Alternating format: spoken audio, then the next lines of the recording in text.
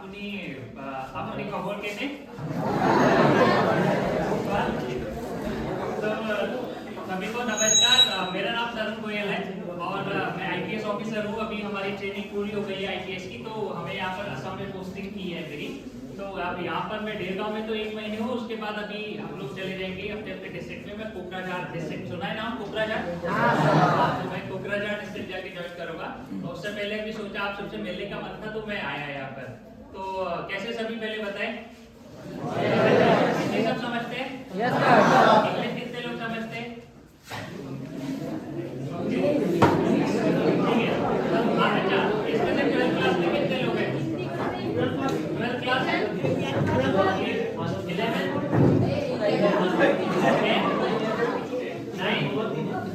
Okay, majority 9 10 11 12 का। ठीक है, तो अभी देखिए यहाँ पर आने का पर्पस क्या है। आपसे बातचीत करनी थी, ठीक है, और आपके दिमाग में जो भी कुछ सवाल है किसी भी चीज को लेके उसके बारे में हम बातचीत कर सकते हैं, ठीक है। सो आपको लाइक कुछ भी पूछना हो, अभी आपको सिविल सर्विसेज के बारे में भी कुछ भी पूछना हो, वी कैन रिप्लाई कि सिविल सर्विसेज, आपको पता है आईपीएस कैसे बनते हैं? नहीं पता है? ओके, ठीक है, थोड़ा उसके बारे में बात कर लेंगे। और आपको क्या करना चाहते हैं, आपको लाइक लाइफ में आगे क्या करना है, उसके भी कोई भी आपकी ड्रीम्स है, कोई भी एस्पिरेशंस है, उसके बारे में बात कर सकते हैं। कर सकते हैं ना? आप बात करेंगे मेरे साथ?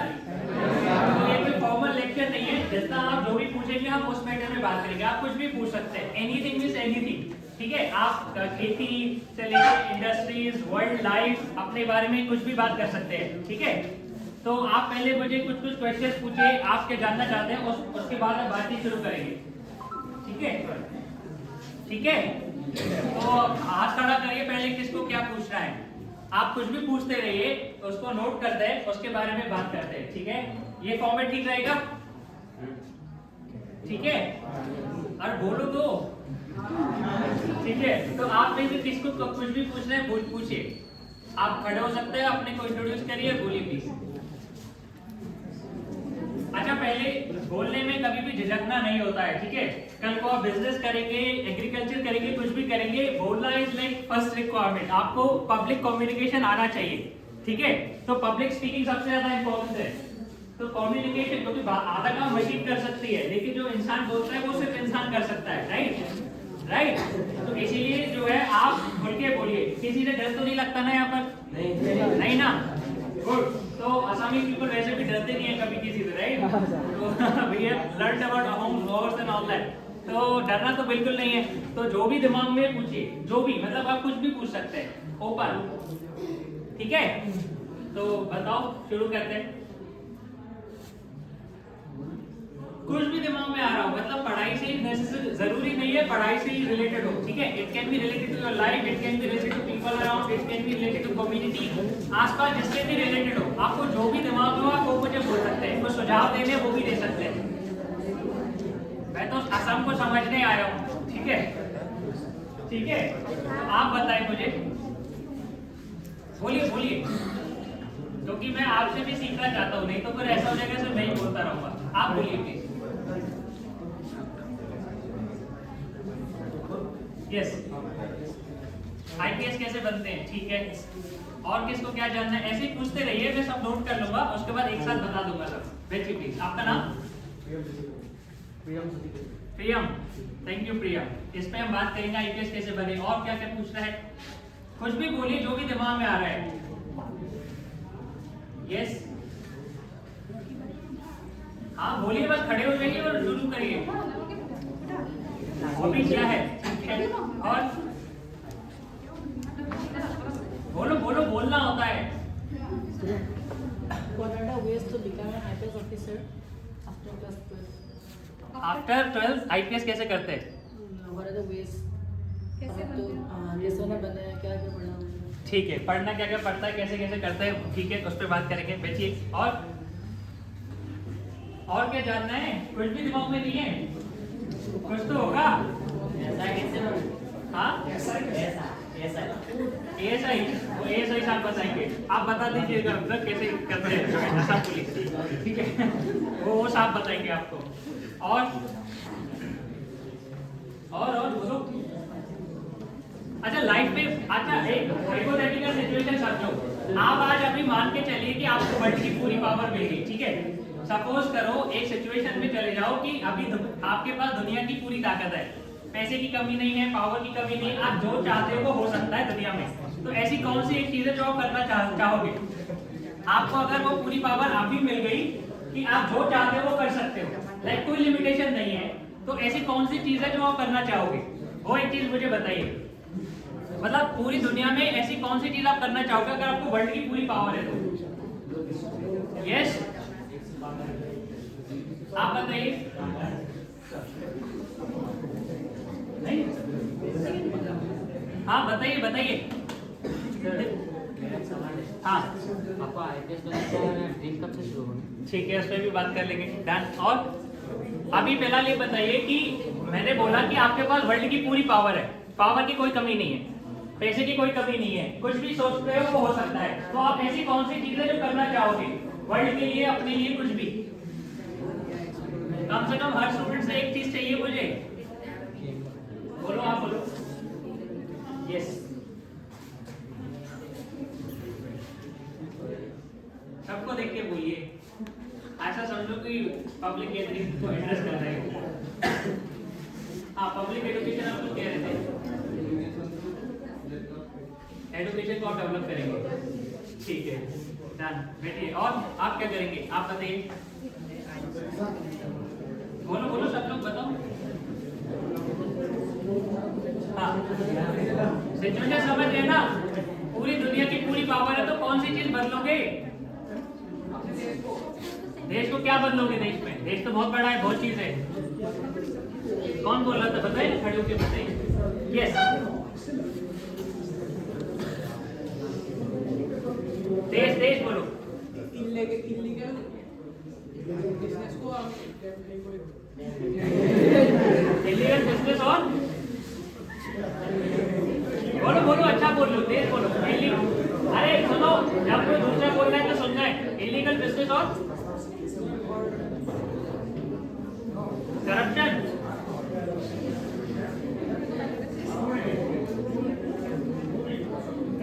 करप्शन, अच्छा, आपको क्या दिखता है इलीगल बिजनेस आसपास क्या हो रहा है?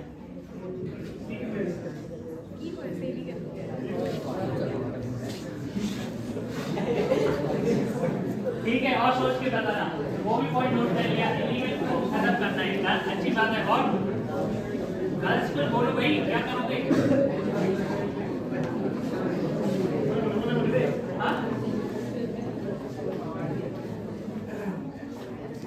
डॉक्टर और आर्टिस्ट,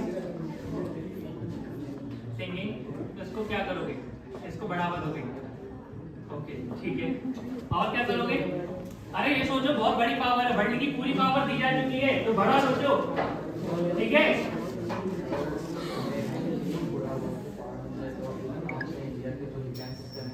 उसको अपडेट कर देंगे। डिफेंस के अगर नाम आए तो अमेरिका जैसे कि देश की ज़्यादा आगे नाम आती है, हमारे इंडियन बाहर आती है। यस, इंडिया को ऊपर जिससे ओके, डिफेंस को आप मजबूत कर दोगे। अगर वर्ल्ड की पूरी पावर तो और ही खत्म नहीं कर दोगे क्या? तो वही एक मेरे पास ये आया, किसी ने बोला एजुकेशन, एक उन्होंने बोला कि डिफेंस ऑफ इंडिया वो मजबूत कर देंगे, somebody said health, आर्टिस्ट, और करप्शन बोला, इलीगल बिजनेस बंद कर देंगे, और क्या करोगे? अरे पूरे वर्ल्ड की पावर है, जल्दी जल्दी बताओ, फिर बात कर लो उसमें। इसे तो पूरे आईपीएस कैसे बनना है, ठीक है, एसआई कैसे बनना है, ठीक है, और बताइए बताइए जल्दी, बस खड़े हो जाओ, बोलो, सोचना नहीं है। बोलो बोलो, गर्ल्स का कोई ड्रीम नहीं है क्या? इतनी तो गर्ल्स है, आप बोलो ना। अरे दुनिया आपके लिए होप पे है, पता है ना?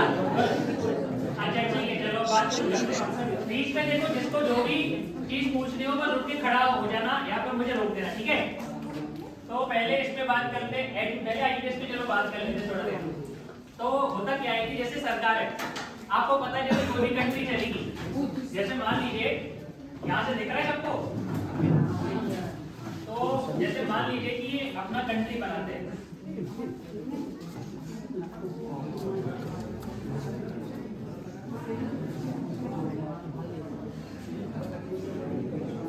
ये अंडमान निकोबार पता है ना, लक्षद्वीप, तो ये अपना कंट्री है, ठीक है। तो अपना कंट्री चलेगा कैसे? तो आप ये सोचो कि अपना देश चलेगा कैसे, ठीक है। अब देश को चलाने के लिए इसमें कितने लोग हैं, कंट्री में पॉपुलेशन कितनी है, भारत की जनसंख्या कितनी है, जल्दी बोलो। 140 करोड़। कितना billion? 140 crore. 140 crore good, 140 crore plus अब इंडिया की पॉपुलेशन है, ठीक है। प्लस इसलिए लिखते हैं हर घंटे में कुछ पैदा हो रहा है इनमें हर मिनटों में। तो 140 करोड़ हमारी पॉपुलेशन है। अब ये 140 करोड़ की पॉपुलेशन चलेगी कैसे? अब ये तो दो चीजें हो गई, एक तो गवर्नमेंट है, सरकार, एक हो गया प्राइवेट सेक्टर जो अदर देन गवर्नमेंट है, ठीक है। तो अब मान लीजिए कि गवर्नमेंट कैसे चलती है। गवर्नमेंट में दो तीन चीजें हैं, एक तो एग्जीक्यूटिव यानी जो सरकार है, एक हो गया लेजिस्लेचर जो कानून बनाती है संस्था, एक जुडिशरी जो जजेस होते हैं, ठीक है। तो ये तीन चीजें पता है आपको कि जैसे मान लो कि सरकार चलानी है तो कैसे चलेगी। तो पहले तो आप जो है आप लोगों को चुन के भेजते हो, आप इलेक्शन करते हो, इलेक्शन करके किसी को चुनते हो। किसका चुनाव आप करते हो? Chief ministers, MLA. एमएलए पता है क्या होता है?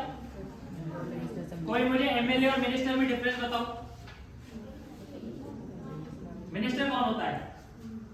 मंत्री। तो मंत्री कौन होता है? और एमएलए कौन होता है जिसको आप चुनते हो? नहीं पता? देखो, तो मान लो कि आपका पूरा स्टेट है असम, ठीक है।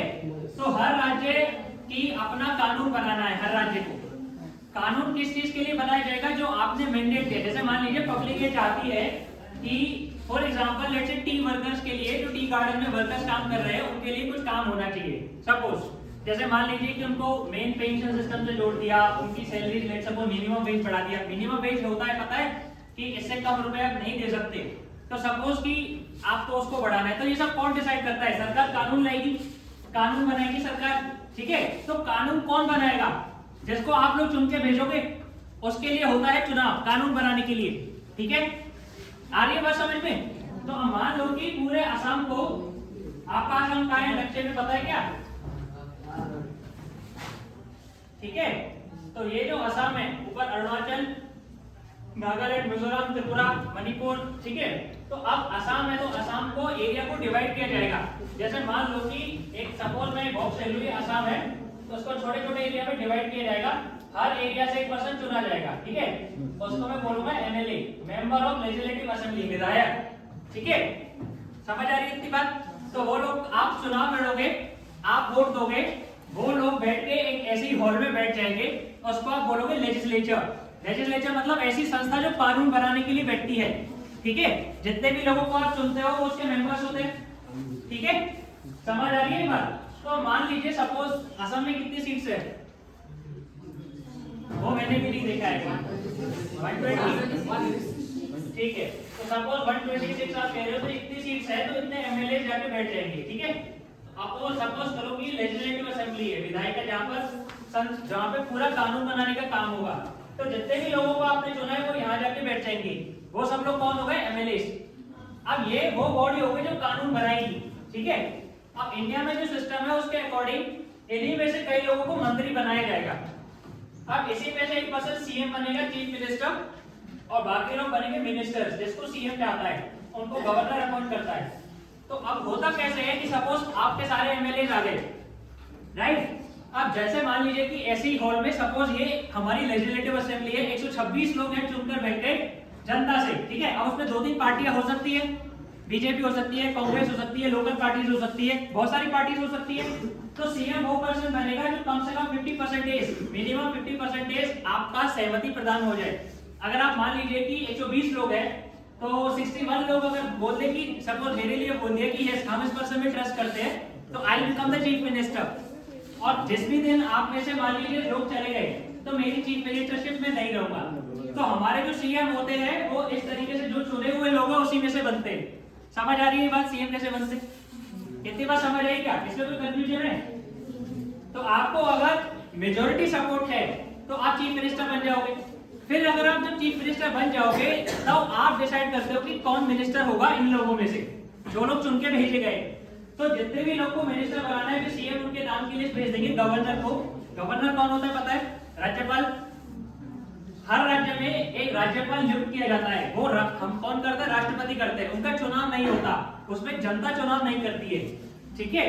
तो उनको क्या है कि सेंट्रल गवर्नमेंट से जो राष्ट्रपति होते हैं, इस वक्त राष्ट्रपति कौन है देश के? है ना, द्रौपदी मुर्मू मैडम है। मिले हो? अच्छा, हम लोग उनसे फॉर्चुनेटली 2 बार मिले हैं अभी। एक बार हमारी ट्रेनिंग मसूरी में थी तब मिले थे, और अभी मैम से मिलकर ही आ रहे हैं। हम लोग दिल्ली में ट्रेनिंग थी हमारी, तो अभी राष्ट्रपति महोदय को यूट्यूब पे भी मिल जाएगा आपको, तो उनके साथ हम लोग थे। तो अब जैसे राष्ट्रपति महोदय जो है वो राज्यपाल को भेजेंगी। राज्यपाल जो है एक तरीके से कोऑर्डिनेट करता है स्टेट गवर्नमेंट को और सेंट्रल गवर्नमेंट को, ठीक है। तो सारे के सारे मंत्री किसके साइन से अपॉइंट होंगे? राज्यपाल के साइन से। बताएगा कौन कि किसको मंत्री बनाना है? चीफ मिनिस्टर, ठीक है। इतनी बात समझ में आ गई? तो जो मंत्री है, चीफ मिनिस्टर्स और मिनिस्टर्स, उसको हम आम भाषा में बोलते हैं सरकार, ठीक है। कार्यपालिका जो पॉलिसीज का काम करती है, तो उसका क्या क्या काम है? वो जैसे आप लोग चुनकर आए तो हम पॉलिसीज लेकर के आएंगे कि ठीक है असम में इतने इतने करोड़ के रोड बनने हैं, उसके लिए करोड़ों रुपए चाहिए। तो वो जो रुपए चाहिए उसकी परमिशन चाहिए ना मुझे खर्चने के लिए। वो परमिशन कौन देगा? आप सब लोग दोगे। इसके लिए बजट आता है, ठीक है। बजट नाम सुना है? तो हर देश में भी अपना बजट आता है और हर राज्य का भी बजट आता है, ठीक है। तो अब मान लीजिए कि चीफ मिनिस्टर से मिनिस्टर्स ने डिसाइड किया कि हमें रोड बनाने हैं, हमें लेट्स सपोज 30,000 करोड़ रुपए मुझे पढ़ाई पे खर्च करना है। तो 30,000 करोड़ रुपए खर्चने की परमिशन कौन देगा? आप लोग जिसको चुन के भेजा है। इसीलिए उसका बजट पेश होगा, उस पे स्टैंप लगेगी कि ठीक है 30,000 करोड़ रुपए आप खर्च लीजिए। आप सिक्योरिटी की बात करते सपोज 10,000 करोड़ रुपीस मैंने सिक्योरिटी पे खर्च दिया पुलिस के लिए। जैसे हमारी नई बटालियन बन रही है पुलिस की, उसके सबके लिए पैसा चाहिए। तो इस सब की परमिशन कौन देगा? न्याय कार्य लेजिस्लेचर, जो कानून बनाने की बॉडी है। सारे एमएलए बैठेंगे, साइन करेंगे, वोट करेंगे, बजट पास होगा और मुझे पैसे खर्चने की परमिशन मिल गई। फिर वो पैसे खर्चने का काम और पॉलिसी इंप्लीमेंटेशन का काम कौन करेगा? मिनिस्टर, उसको बोलते हैं कार्यपालिका। समझ गए मंत्री कैसे बनते हैं? इतनी बात में कोई कंफ्यूजन नहीं है। तो जितने भी लोगों को आप चुन के भेजा है उन्हीं में से कुछ लोग मंत्री बनेंगे। इतनी बात समझ में आ गई? तो जितने भी लोग मंत्री हैं इसका मतलब ऑलरेडी वो चुने हुए तो है ही, ठीक है। इतनी बात समझ आई? तो आप कार्यपालिका समझ गए, आप विधायिका समझ गए, कानून कैसे बनते हैं। अब आगे जजेस का रोल। तो तीसरी बात हमारी न्यायपालिका। अब उसमें क्या होगा? सपोज करो कि अगर मैं गवर्नमेंट में हूं, मैं पुलिस पे हूं, मैं कुछ इलीगल काम कर रहा हूं, ठीक है। या फिर मान लीजिए कि पब्लिक इलीगल काम कर रही है, मैंने एफआईआर दर्ज कर दी। एफआईआर सुना है? एफआईआर का फुल फॉर्म क्या होता है?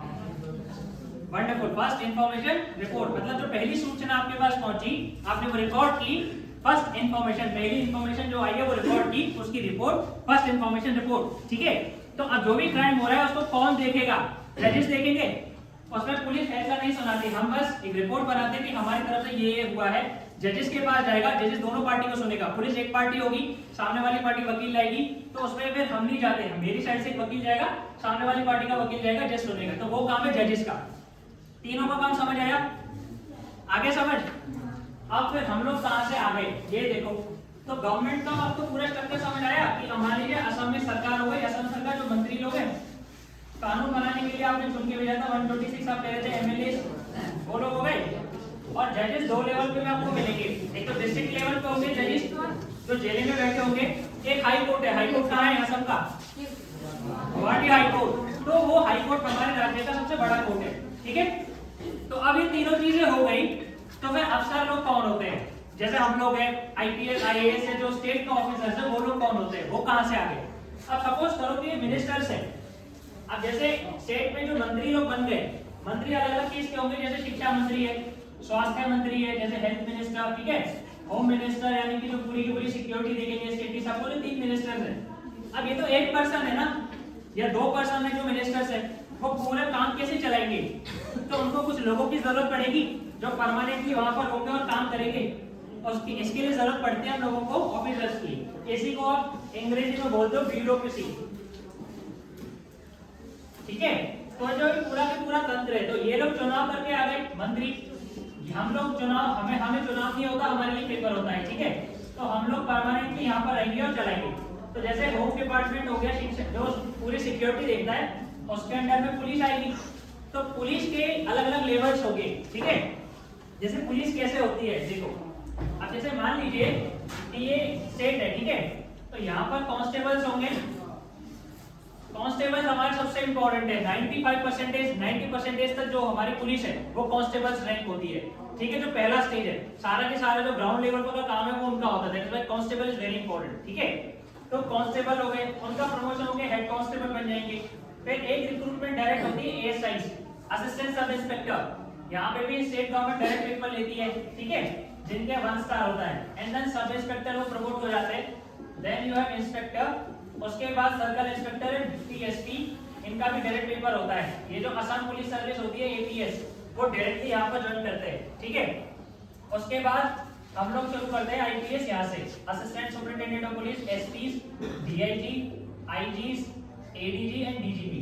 तो ये पूरा की पूरा हमारा प्रमोशन होके होता है। तो ये पूरा की पूरा पुलिस है, ठीक है। तो आप समझ में आया कैसे ज्वाइन करते हैं। तो आप एएसआई लेवल से अगर आप डायरेक्ट ज्वाइन करते हैं, इसका पेपर लेती है राज्य सरकार। तो असम सरकार जो है वो पेपर निकालेगी, और जो भी लोग पेपर पास करते हैं उसको रिक्रूटमेंट होता है। जैसे अभी लास्ट ईयर तो काफी ज्यादा रिक्रूटमेंट हुई है ना पुलिस पे। हाँ। असम गवर्नमेंट ने काफी ज्यादा रिक्रूटमेंट किए, तो लगभग सारी वैकेंसीज भर दी है। तो काफी ज्यादा अच्छे लेवल पे यहाँ पर पुलिस का काम चल रहा है। अभी जैसे हमारा पुलिस अकेडमी में यहाँ पर भी कमांडोज की ट्रेनिंग चल रही है, 2000 के आसपास कमांडोज। तो अभी 70,000 के करीब पुलिस है ना असम में। हाँ हाँ 60 to 70,000 पुलिस है। तो समझ आ रहा है आपको पुलिस कैसे चलेगी। तो कांस्टेबल लेवल पे एक रिक्रूटमेंट होगा, भर्ती एक लेवल यहाँ होगी, ये प्रमोट होते रहेंगे। एक डायरेक्ट भर्ती एएसआई लेवल पे होगी, एक डायरेक्ट भर्ती असम पुलिस सर्विस की डिप्टी एसपी की होगी। और हम लोग जो आईपीएस है अलग अलग राज्य हमको मिलता है। जैसे मुझे अगर असम मिला है तो मैं एएसपी और एसपी से शुरुआत करूंगा, ठीक है, समझ आ रहा है। तो हाईएस्ट लेवल होता है डीजीपी यानी डायरेक्टर जनरल ऑफ पुलिस। ये किसी भी राज्य के हाईएस्ट पुलिस के अफसर होते हैं, ठीक है। ये सिर्फ मंत्री जी के नीचे होते हैं, एक मिनिस्टर और एक होम सेक्रेटरी, ये दो लोग हैं। Home secretary normally IAS officer होता है, जो पूरे के पूरे होम डिपार्टमेंट यानी जो सिक्योरिटी वाला डिपार्टमेंट है उसके सचिव होते हैं। तो आपको समझ आ रहा है कि सरकार कैसे काम करती है कि आपने लोगों को चुना, जितने लोगों को चुना था उसमें से कुछ लोग मंत्री बन गए। अब उनको क्योंकि पूरा डिपार्टमेंट चलाना है तो उनको वो लोग चाहिए जो परमानेंटली उस डिपार्टमेंट में है। जैसे सिक्योरिटी मैनेज करने के लिए होम डिपार्टमेंट हो गया, उसके लिए आपको अफसर चाहिए तो और लोग चाहिए, तो वो आपने इस तरीके से भर्ती किया और वो लोग परमानेंटली आपका काम चला रहे हैं, ठीक है। हर 5 साल में आप चुनाव करते हो तो मंत्री हो सकता है बदल जाए, पर ये लोग वहां पर रहकर काम करते रहेंगे, इसलिए कंट्री स्मूथली चलता रहता है। ये समझ आएगा।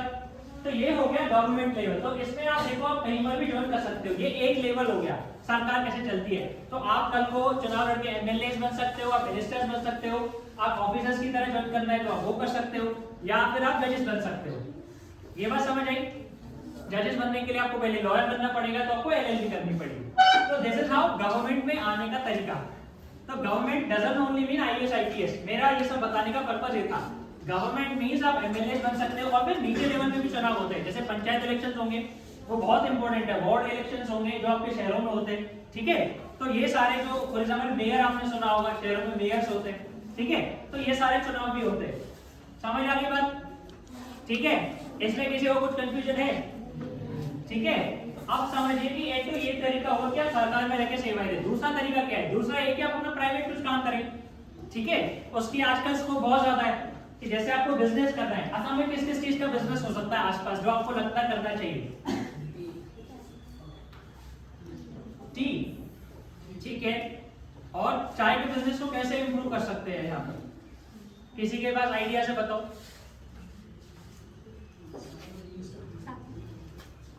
आसपास का एरिया देखा है, आप इसी एरिया से हो, और अभी मैं सर से बात कर रहा था, मुझे पता चला कि आप में से मेजॉरिटी लोग टी गार्डन से आते हैं, ऐसा ही क्या? तो आपने टी गार्डन अच्छे से देखे, तो आप सुझाव दीजिए कि टी गार्डन्स को या फिर चाय की जो सिचुएशन है असम की वो और अच्छी कैसे हो सकती है। आपका एरिया है ना, तो बताओ फिर। अच्छा, चाय के अलावा क्या क्या बिजनेस हो सकता है, आपको क्या लगता है ऐसा?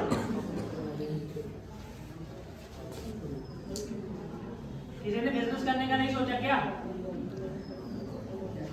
बताओ। अच्छा, इंटरनेट कितने लोगों के पास है घर पे? इंटरनेट तक बेसिकली आपके पास एक्सेस है। ये नहीं करा आपका पर्सनल मोबाइल हो, पेरेंट्स के पास भी इंटरनेट है तो भी चलेगा। घर में इंटरनेट है कितने लोगों के पास है? आपके पास है? तो उसमें क्या देखते हो? हाँ? क्या चलता है? इंस्टाग्राम? हाँ? अभी कभी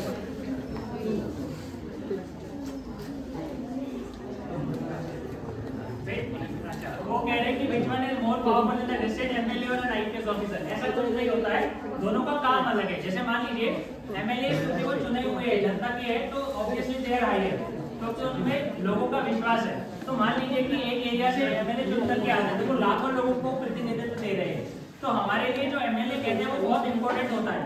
तो ये ऐसा नहीं है कि कौन ज्यादा पावरफुल है, सबका काम अलग है।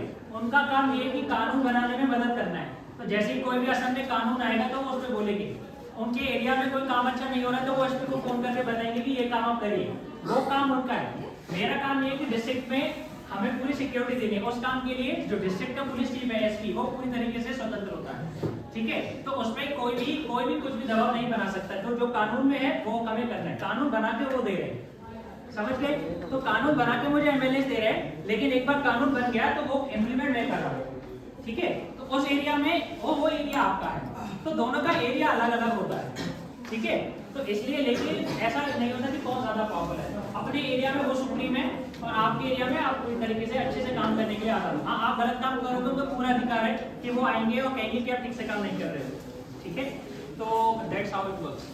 हाँ, असम में बात कर रहे थे बिजनेस पे। यस सर, आपने बोला मोबाइल पे क्या करते हो? सर, मोबाइल में ट्रेडिंग कर सकते हैं। ट्रेडिंग कर सकते हैं। आपने किए क्या क्या बेचा? पहली बार हमने मार्केट में लगाया नीचे 50 में 57,000 रुपये का प्रॉफिट हुआ था। और उसके बाद एक हफ्ते पहले हमने 55 बैंक निफ्टी बेचा था। कहाँ पे किया? Bank Nifty. अच्छा, राइट। तो आप कौन से उससे कर रहे हैं ऐप पे? Trading view. ओके, तो आपको सबको बताना चाहिए, आप सबको ट्रेनिंग दे सकते हो ना। ट्रेडिंग का उतना मेरे को पता ही नहीं। बता दो, ठीक है। देखो वो कह रहे हैं ट्रेडिंग का सब्जेक्ट बहुत अच्छा। देखो जैसे वो उन्होंने बताया ट्रेडिंग का, तो ट्रेडिंग के बारे में आपको पता है, जो उन्होंने बोला समझ आया लोगों को? नहीं आया? आया? आपको क्या समझ आया बताओ? हाँ, ठीक है। और ट्रेडिंग करने के लिए पैसे चाहिए ज़्यादा। कितने पैसे? 10,000। नहीं, 500 में नहीं कर सकते। ज़्यादा प्रॉफिट नहीं होगा। ठीक है, फिर देखो मैं ट्रेडिंग के बारे में बताता हूँ। पहले हम उस पे बात कर रहे थे अभी। अच्छा, ये आपका ये क्वेश्चन आंसर हुआ कि आईपीएस कैसे कहाँ से बनते हैं, इसके बारे में वो पढ़ते कैसे वो भी मैं बता दूंगा। अच्छा, उसके लिए अभी मैं अलग से नहीं बता रहा क्योंकि टाइम उसमें ज़्यादा लगेगा। आपका स्कूल कब तक खुलता है? अच्छा, तो एक तो वो नोट कर लो जिसको भी ये सिविल्स की तैयारी के लिए पूछना है, आईपीएस का या आईएएस का। तो अभी हम सिविल सर्वेंट्स ने टेलीग्राम चैनल चलाया हुआ, ज्वाइन कर सकते हो। टेलीग्राम कितने लोग जानते हैं? जानते हो ना? बाकी लोग नहीं जानते। व्हाट्सएप कितने लोगों को पता है? व्हाट्सएप तो ज़्यादा है। ओके, तो टेलीग्राम जो है वो व्हाट्सएप जैसा ही प्लेटफॉर्म है, ठीक है। तो उस पर अगर जाओगे टेलीग्राम पे जाके सर्च करना ignitingstudents.org, ये मेरा चैनल है।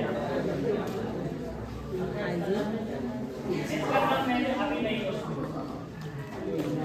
ये ignitingstudents.org नाम का ग्रुप है टेलीग्राम पे, ठीक है। तो इसको सर्च करोगे, उस पे अभी 300 के करीब बच्चे जुड़े हैं।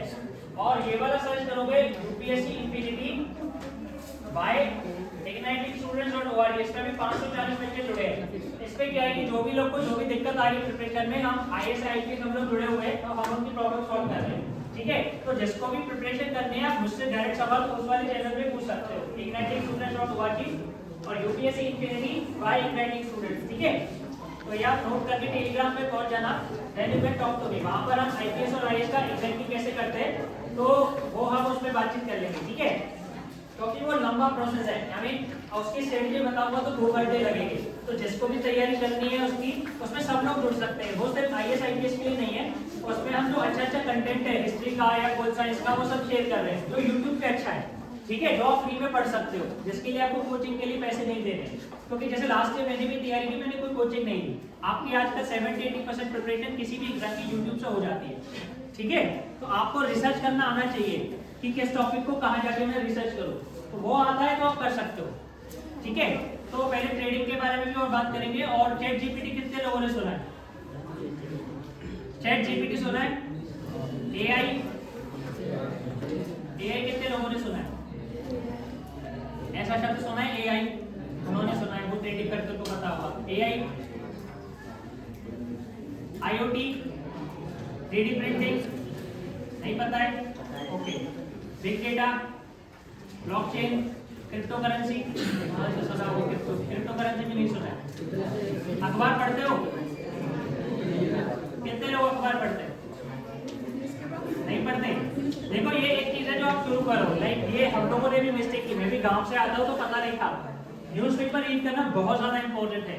आप बिजनेस करोगे कल को, चाहे आप जॉब करोगे, कुछ भी करोगे, न्यूज़पेपर से क्या है कि आपको जो वर्ल्ड में चल रहा है उसकी पता चलेगी, जो नई नई चीजें आ रही है वो पता चलेगी। और अच्छा अखबार पढ़ो, इंग्लिश स्पीकिंग भी इंप्रूव करो। आपको तीनों भाषाएं अच्छे से आनी चाहिए, असमीज, हिंदी और इंग्लिश, क्योंकि वर्ल्ड वाइड आपको जॉब तभी मिलेगी ना। आप अगर बिजनेस चला रहे हो, फॉर एग्जाम्पल आप मार्केटिंग का ऑनलाइन बिजनेस चला रहे हैं, जैसे मेरा ब्रदर है वो डिजिटल मार्केटिंग की फील्ड में, तो वो ऑनलाइन ही बिजनेस करता है। उसके 10-15 एम्प्लॉई है, वो भी ऑनलाइन है। वो अमेरिका तक के क्लाइंट सर्व करता है, बट वो घर से कर सकता है। तो अगर आपको इंग्लिश नहीं आती तो आप उन लोगों से बात नहीं कर पाओगे, और हिंदी नहीं आती तो बाकी लोगों से बात नहीं कर पाओगे, और एसएमएस में आनी चाहिए। तो ये तीनों लैंग्वेज पे आपकी कमांड होनी है। तो वो कैसे होगी? सबसे अच्छा है कि एक तो इंग्लिश जो स्पीकर्स हैं, जो यूट्यूब पे अच्छे अच्छे इंटरव्यूज है, बराक ओबामा को सुन सकते हो, मार्टिन लूथर को सुन सकते हो, डॉक्टर कलाम को सुन सकते हो। ठीक है, तो जब लोग इंग्लिश जितना सुनोगे उतना आ जाएगा। और दूसरा आप अखबार पढ़िए, ठीक है, अच्छा न्यूज़पेपर पढ़ो। आई रिकमेंड द हिंदू, अच्छा न्यूज़पेपर है आज भी। द हिंदू नाम सुना है? नहीं सुना? तो द हिंदू अखबार पढ़ो। यहाँ पे नहीं आएगा तो ऑनलाइन मोबाइल पे सब्सक्राइब कर लो। ऑनलाइन आपको 100 रुपये महीने का पड़ेगा, 100 रुपये महीने दे सकते हो। ठीक है, तो उसमें द हिंदू पढ़ोगे तो आपका वो जो है काफी ज्यादा अच्छे से हो जाएगा। ठीक है, ठीक है, तो कर लोगे इतना। अखबार शुरू करो, उसके बिना दिमाग नहीं खोलेगा, बिलीव मी, क्योंकि आपको पता ही नहीं चलेगा कि दुनिया में क्या चल रहा है, तो बहुत प्रॉब्लम हो जाएगी उससे। ठीक है, तो एक अखबार जरूर शुरू करो, फिर आप कल को बिजनेस करो, कुछ भी आपको, जैसे वो ट्रेडिंग का भी बोले थे, आपको बहुत चीजें उससे सीखने को मिल जाएगी। तो एक इंग्लिश न्यूज़पेपर शुरू करो, ठीक है, और रीजनल आपको जो भी पढ़ना है पढ़िए। तो न्यूज़पेपर पढ़ो। और किस बारे में बात कर रहे थे? एजुकेशन, हेल्थ और को आसाम। तो मान लीजिए कि आसाम को आपको सोच रहे हैं कि यहाँ क्या क्या बिजनेस हो सकता है। एक तो टी बिजनेस तो ऑफकोर्स है, तो टी बिजनेस में भी आपको देखना चाहिए कि इंटीग्रेशन, जैसे मान लो कि आपने, एक तो ये तरीका होगा कि मैंने चाय उगाई और चाय बेच दी, ठीक है। दूसरा तरीका ये हो सकता है कि मेरे पास बागान भी है और मैंने एक कैफे भी खोल दिया, हो सकता है ना। तो आप दार्जिलिंग, कितने लोग गए दार्जिलिंग? नहीं गए ना। तो अब मान लीजिए कि वहां आप जाके देखोगे तो यहाँ पे बड़े बड़े शहरों में जाओगे तो कैफे होते हैं, 500 रुपए का एक कप चाय तक देता है, ठीक है, 400, 500 इस तरीके से पैसे चार्ज होते हैं। उसकी लागत होती है करीब 10 रुपया, ठीक है। तो अगर आप बागान चला रहे हो तो आप चाय की चेन भी तो चला सकते हो। जैसे इंडिया में एक लड़के ने चेन खोली थी चाओस करके, चाओस एक कंपनी है, चाय देती है, होम डिलीवरी भी करती है, 200 से 250 रुपए का एक कप चाय बेचती है, ठीक है। तो इस तरीके के बिजनेस आ रहे हैं। तो स्विगी जोमेटो में वो लिस्टेड है और खूब बिक रहा है, $1 बिलियन बिजनेस बन गया है चाय का, ठीक है।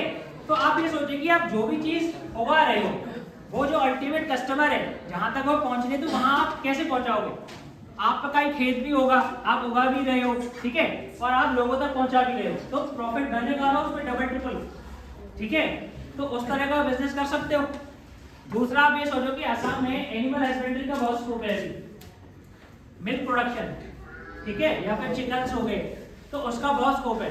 तो अभी जैसे मान लीजिए कि हमारे यहाँ पर जैसे हरियाणा में बहुत ज्यादा डेयरी का प्रोडक्शन बहुत ज्यादा है, दूध का, तो वो यहाँ पे भी हो सकता है, ठीक है। बारिश का भी होती है, ग्रासेस भी है, हो सकता है ना।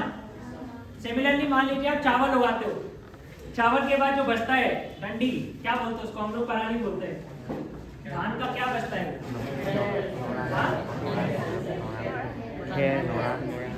खैर, हाँ, तो खैर जो बचा है उसका क्या करते हो? खिला दिया,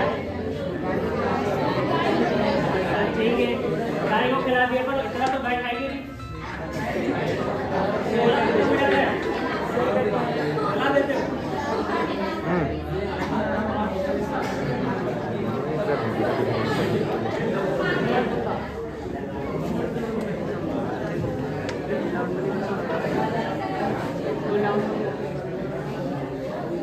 ओ अच्छा, कह रहे बीहू में घर बनाने में आपका भी पॉइंट था। अच्छा, बीहू में घर बन, बहुत ठीक है, वहाँ भी कर सकते हो। दूसरा उसपे मशरूम उगाया जा सकता है। मशरूम पता है मशरूम? तो मशरूम उगाने के लिए वो बहुत ज़्यादा यूज होता है। तो जो इंडिया के साइंटिस्ट है एम एस स्वामीनाथन, नाम सुना है? जिन्होंने हरित क्रांति लाई थी, ग्रीन रेवोल्यूशन सुना है? तो वो एम एस स्वामीनाथन साइंटिस्ट है, उन्होंने बताया था ना। तो उन्होंने बताया कि जो धान का पराली होता है, खैर अब यूट्यूब पे जाके ये भी देखना कि जो धान का बचता है उससे मशरूम कैसे उगाते हैं। तो बहुत आसान प्रोसेस है, वो मशीन आती है, उससे धान का वो कट जाएगा इतने इतने बड़े पीसेस में, पॉलिथीन में भरोगे, उसमें छेद करोगे, मशरूम के बीज डालोगे, अंधेरे ऐसे कमरे में रख दोगे, 25 दिन में मशरूम निकल आएगा। और मशरूम काफी महंगा बिकता है, ठीक है। तो पूरे मशरूम की खेती कर सकते हो, है ना। तो आप ये सोचो कि आपका जो आसपास इतनी चीजें अवेलेबल है, उससे कितने सारे बिजनेस आप कर सकते हो, ठीक है। फिर आपको ये जॉब वगैरह की जरूरत नहीं है, ये है जितनी है, गवर्नमेंट की हो गया, प्राइवेट हो गया, अपना बिजनेस कर सकते हो, ठीक है ना। ये कर सकते हैं ना हम लोग। और इंडस्ट्रीज का भी सोचो, और क्या इंडस्ट्री लग सकती है। तो मेरे कहने का मतलब ये कि ये चीजें आप लोगों को सोचनी है, ठीक है। और ये जब आप न्यूज़पेपर्स पढ़ोगे तो आपको आइडियाज आएंगे कि बाकी लोग क्या क्या कर रहे हैं। अब जैसे चैट जीपीटी हो गया, चैट जीपीटी देखो क्या है, हमें आपको एआई तो बताना पड़ेगा। तो अभी देखो 2-3 नई टेक्नोलॉजीज आ रही है जो आपकी लाइफ बदल देगी। अभी बदल तो ऑलरेडी चुके हैं, बस आपको पता नहीं है। तो जब तक आप बड़े होंगे सबको, तो आपको पता चलेगा आधी जॉब है ही नहीं जो पहले होती थी। कितने लोग समझते हैं कि न्यूज़पेपर में जो आर्टिकल लिखने की जॉब थी वो आज भी है। आधी से ज्यादा जॉब जा चुकी है, वो आर्टिफिशियल इंटेलिजेंस की मशीन लिख रही होती है आर्टिकल, ठीक है, ठीक है। तो आधे से ज्यादा जो बुक्स है, जर्नल्स है, वो मशीन लिख रही है। तो क्रिएटिव जॉब्स भी जा रही है आपकी। तो आपको टेक्नोलॉजी समझना बहुत जरूरी है। आपको उस टेक्नोलॉजी के बारे में बात करते हैं जिसको आप नोट करके रखना और उसको सीखने की कोशिश करो, ठीक है। पहली टेक्नोलॉजी होगी एआई, आर्टिफिशियल इंटेलिजेंस।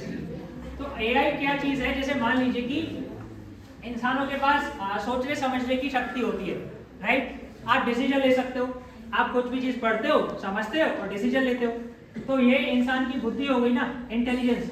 तो कुछ साइंटिस्ट ने सोचा कि हम ऐसी मशीन भी तो बना सकते हैं कि जिसको मैं डेटा दूं वो खुद सोच के डिसीजन ले ले, राइट। उसको बोलते हैं आर्टिफिशियल इंटेलिजेंस की। एक ऐसी मशीन बना दी जो खुद सोच के डिसीजन ले सकती है, इंसान की तरह सोच सकती है। अब जैसे मान लो मोबाइल है, तो मैं मोबाइल को बोलूं हे सिरी आज का तापमान क्या है, तो वो बता देते हैं कि 34 डिग्रीज है, ठीक है। तो वो मेरी आवाज सुन के पहचान रहा है ना, जैसे इंसान पहचान रहा है। तो अपनी बुद्धि लगा रहा है ना वो, ठीक है। उसमें पहले से तो मेरी आवाज क्लियर नहीं है, तो इसका मतलब वो अपना ब्रेन लगा रहा है। So that is artificial intelligence. अब देखो उसका यूज क्या क्या हो सकता है। सपोज करो कि मान लीजिए कि आपको किसी ने बोला था एजुकेशन इंप्रूव करना है, राइट। तो मान लीजिए एजुकेशन सेक्टर है। अगर मैं हर बच्चे का डाटा ट्रैक करूं कि वो फर्स्ट क्लास से जब से आया और 12th क्लास तक उसने किस किस चीज में पार्टिसिपेट अच्छा किया है। जैसे कोई बच्चा निकलेगा जो फुटबॉल बहुत अच्छा खेलता है, कोई निकलेगा कि पब्लिक स्पीकिंग बहुत अच्छा करता है, कोई निकलेगा कि वो एकेडमिक्स में बहुत अच्छा है, राइट। कोई पेंटर बहुत अच्छा होगा। तो अगर मान लीजिए कि मैं ऐसा सॉफ्टवेयर बना दूं कि जिसमें जैसे मैं बच्चों का डेटा डालूंगा वो मशीन बता देगी कि इसका करियर यहाँ पे ज्यादा अच्छा हो सकता है, तो वो बच्चा जो है उस करियर की तरफ अपना ध्यान कर सकता है ना।